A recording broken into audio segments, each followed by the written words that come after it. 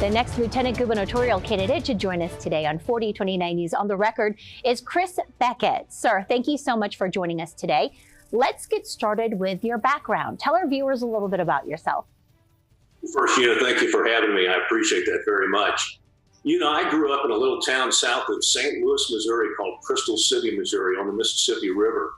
And the first adult decision that I ever made was to sign a national letter of intent to attend the University of Arkansas and play for our Fighting Razorbacks.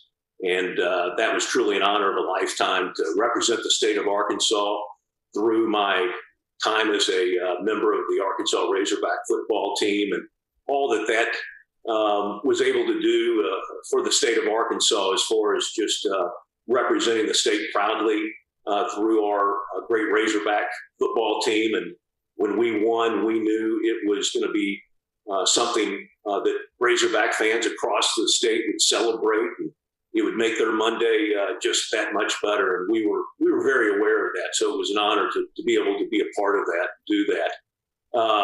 Later, I was a prosecuting attorney in Little Rock, very more serious and sober role, trying to keep neighborhoods and communities in our city in Little Rock and North Little Rock and Pulaski County safe.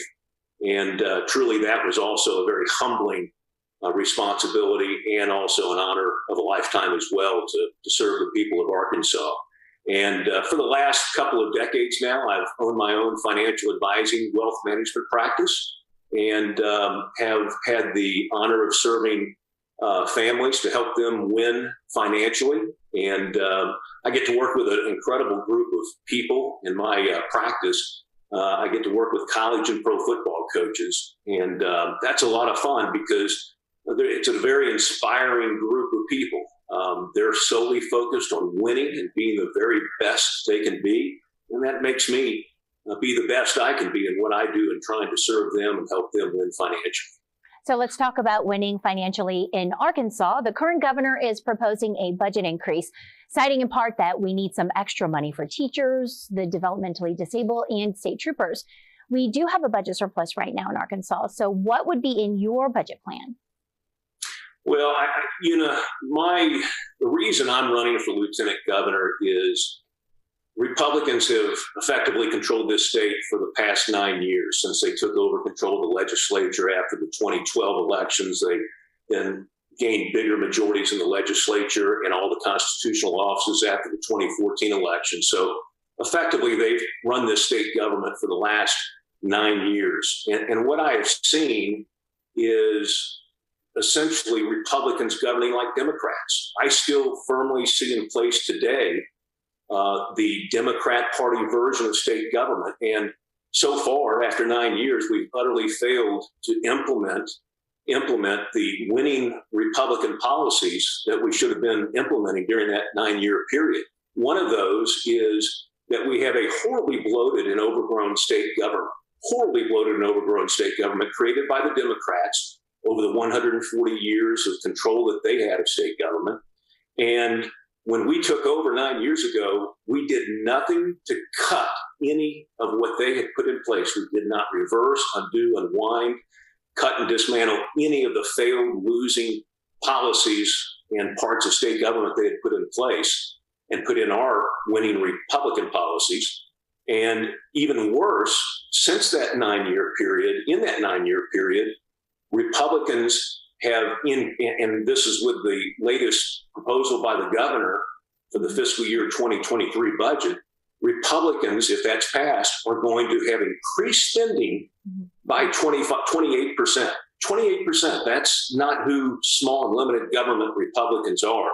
And what we have is way too many big government rhino Republicans in the state. We gotta find new Republicans. So, sir, where would you first cut? Where would the chopping block? Where are you going to start?